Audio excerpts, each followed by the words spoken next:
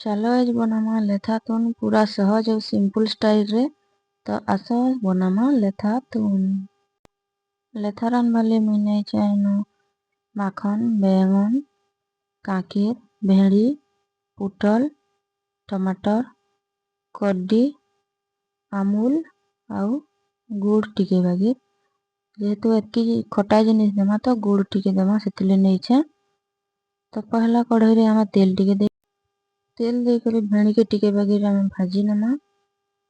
टिके बगैर पहला भेड़ी के भाजी नमा।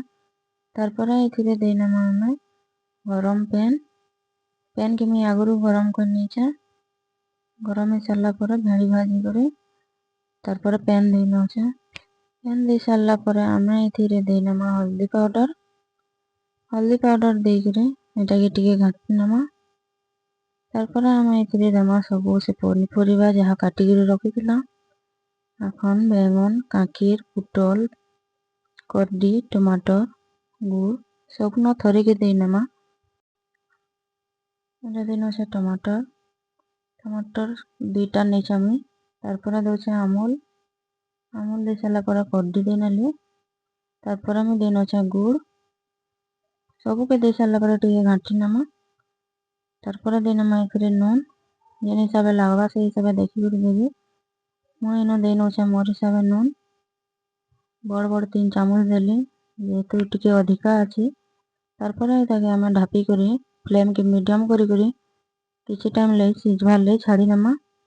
तार लगी गुटे आम मसला रेडी करमा।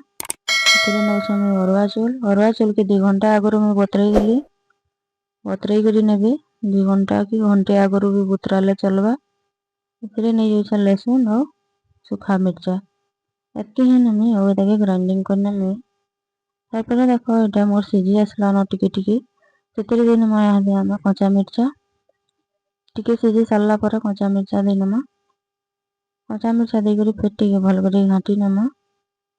आउ टिके सीझी गले आम से बटा मसला के ऐड करमा।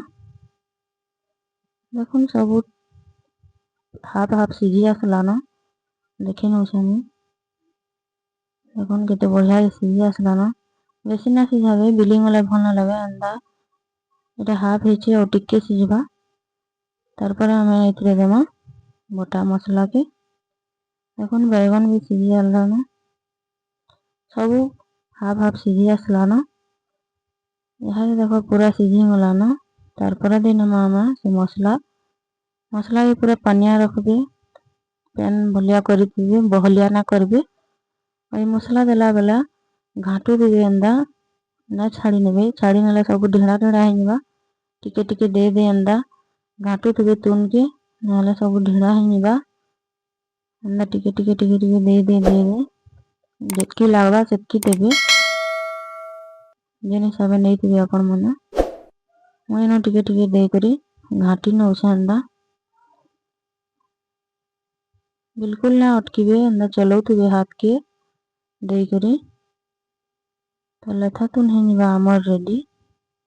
तारपर टिके आम फुटवार ले छाड़मा देखो फुटी आसला न।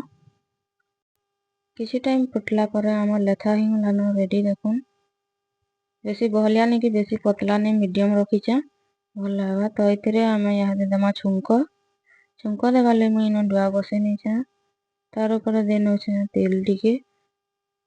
तेल देकर ये आम फुटण देमा पचफुटन जेनटा कि सुरसो जीरा पानमहुरी मेथी और कला जीरा अच्छे से सब के आम टे फुटे नमा। और ये दे नमा सुखा मिर्चा देकर आम तारपर एटा के टिके घाटी नमा।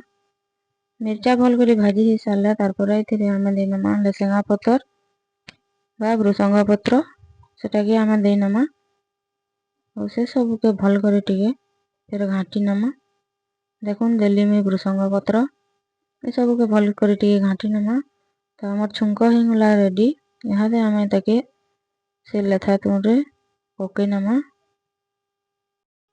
चलो ताके तुरे पकामा रेडी हो गला न तुरे पकई नमा और पकई कर सांगे सांग ढापी नमा खुला ना रखूँ जेन कि तार गैस सब भितर रहबा और तार स्वाद बेसी बढ़ीमा। लास्ट के इन दे नमा कटा धनिया पत्ता और रेडी करनेमा आमर लेथा तुन की देखो केते बढ़िया दिशुचे पूरा परफेक्ट रेडी हो गलाना।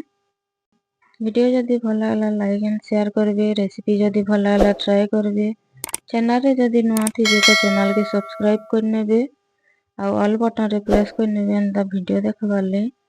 Thank you. जुहार, जय मां समलेई।